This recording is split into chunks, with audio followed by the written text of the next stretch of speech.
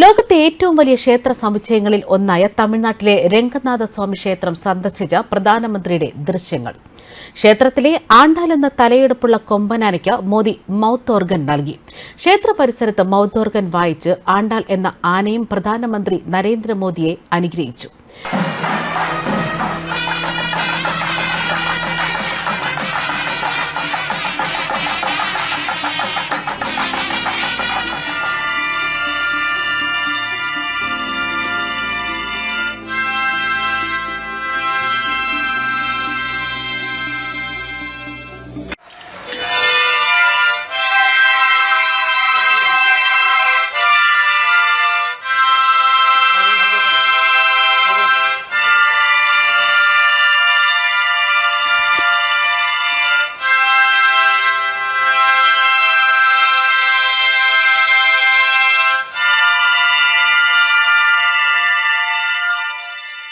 പതിമൂന്നാം നൂറ്റാണ്ടിലാണ് ഈ വൻ ക്ഷേത്രം പണിതത്. അപ്പോൾ തന്നെ ഇന്ത്യൻ ക്ഷേത്ര നിർമ്മാണവും ഇന്ത്യൻ ടെക്നോളജിയുമൊക്കെ ഊഹിക്കാവുന്നതിലും അപ്പുറമാണ്.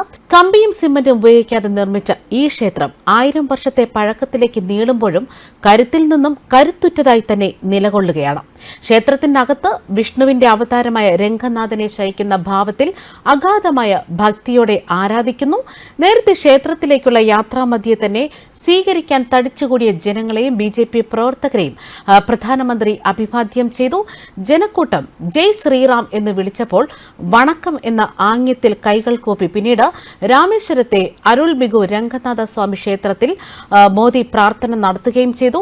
അയോധ്യ ക്ഷേത്രം പ്രാണപ്രതിഷ്ഠ നടത്താൻ ഇനി മണിക്കൂറുകൾ ബാക്കി നിൽക്കവെയാണ് മുഖ്യ കാർമ്മിക കൂടിയായ പ്രധാനമന്ത്രി നരേന്ദ്രമോദി ഞായറാഴ്ച പുലർച്ചെ തന്നെ പ്രധാനമന്ത്രി നരേന്ദ്രമോദി ധനുഷ്കോടിയിലെ അരിച്ചേൽ മുന്നേ പോയിന്റ് സന്ദർശിച്ചത്. പ്രധാനമന്ത്രി നരേന്ദ്രമോദി ഞായറാഴ്ച ധനുഷ്കോടിയിലെത്തി മുൻ നിശ്ചയിച്ച കർമ്മങ്ങളിൽ വ്യാപൃതനായി. രാമസേതു നിർമ്മിച്ച സ്ഥലമെന്ന് പറയപ്പെടുന്ന അരിച്ചൽ മുനെ അദ്ദേഹം സന്ദർശിച്ചു. ശ്രീകോദണ്ഡ രാമസ്വാമി ക്ഷേത്രത്തിലും പ്രധാനമന്ത്രി പൂജ നടത്തി. കോദണ്ഡരാമൻ എന്നാൽ വില്ലുള്ള രാമൻ എന്നാണ് പറയുന്നത്. ജനകീയ വിശ്വാസം അനുസരിച്ച് രാവണന്റെ സഹോദരൻ വിഭീഷണൻ ആദ്യമായി ശ്രീരാമനെ കാണുകയും അഭയം തേടുകയും ചെയ്തത് ഈ സ്ഥലത്താണ്. ഐതിഹ്യങ്ങളും പുരാതന ഗ്രന്ഥങ്ങളുമൊക്കെ അനുസരിച്ച് ശ്രീരാമന്റെ വിഭീഷണന്റെ പട്ടാഭിഷേകം നടത്തിയതും ഇവിടെയാണ്. വെള്ളിയാഴ്ച ചെന്നൈയിൽ ഖേലോ ഇന്ത്യ ഗെയിംസ് 2023 ഉദ്ഘാടനം ചെയ്യുന്ന സമയത്ത് പ്രധാനമന്ത്രി തന്റെ 3 ദിവസത്തെ തമിഴ്നാട് പര്യടനം ഇതിനു മുൻപ് തന്നെ വ്യക്തമാക്കിയിരുന്നു. ശനിയാഴ്ച ശ്രീരംഗത്തെ ശ്രീരംഗനാഥസ്വാമി ക്ഷേത്രത്തിലും രാമേശ്വരത്തെ അരുൾമികു രാമനാഥസ്വാമി ക്ഷേത്രത്തിലും അദ്ദേഹം ദർശനം നടത്തി. രാമക്ഷേത്രവും രാമജന്മഭൂമിയും അയോധ്യയിലാണെങ്കിലും ശ്രീരാമന്റെ കർമ്മപദങ്ങൾ ഏറെയും സൗത്ത് ഇന്ത്യയിലാണ്. പ്രധാനമായും തമിഴ്നാട്, കർണാടകം, കേരളം ഇവിടെയായിരുന്നു മോദിയുടെ ക്ഷേത്ര സന്ദർശനത്തിൽ അധികവും നടന്നിരിക്കുന്നത്. ശ്രീരാമക്ഷേത്രത്തെ ഇന്ത്യയുടെ പ്രാദേശികവാദത്തിലും ഹിന്ദി മേഖലയിലുമൊക്കെ ഒതുക്കി നിർത്താതെ രാജ്യത്തിന്റെ മുഴുവൻ ഭാഷാ ദേശവികാരവുമായിട്ട് അരക്കിട്ട് മുറുക്കുകയാണ് മോദി. രാമൻ കടന്നുപോയ വഴികളിലൂടെ പ്രധാനമന്ത്രി തന്റെ കർമ്മയാത്ര നടത്തി ഇന്ന് അയോധ്യയിലെത്തും. ഇന്ന് മോദി തങ്ങുക അയോധ്യയിലെ രാമജന്മഭൂമിയിലായിരിക്കും. പ്രാൺപ്രതിഷ്ഠാ ചടങ്ങിൽ ന്യൂസിലൻഡ് സർക്കാർ എല്ലാ ഇന്ത്യക്കാർക്കും ആശംസ നേർന്നു.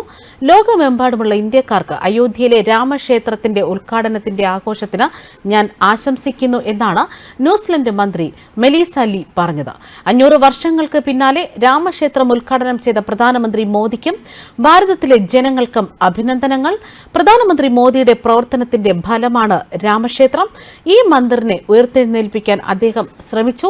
അദ്ദേഹം നിരവധി തവണ പ്രധാനമന്ത്രിയായി തിരഞ്ഞെടുക്കപ്പെട്ടു. ഇന്ത്യയെ മുന്നോട്ട് കൊണ്ടുപോകാനും സമ്പദ് വ്യവസ്ഥയെ വളർത്താനുമുള്ള അദ്ദേഹത്തിന്റെ ആഗ്രഹം ഇതിൽ കാണിക്കുന്നു.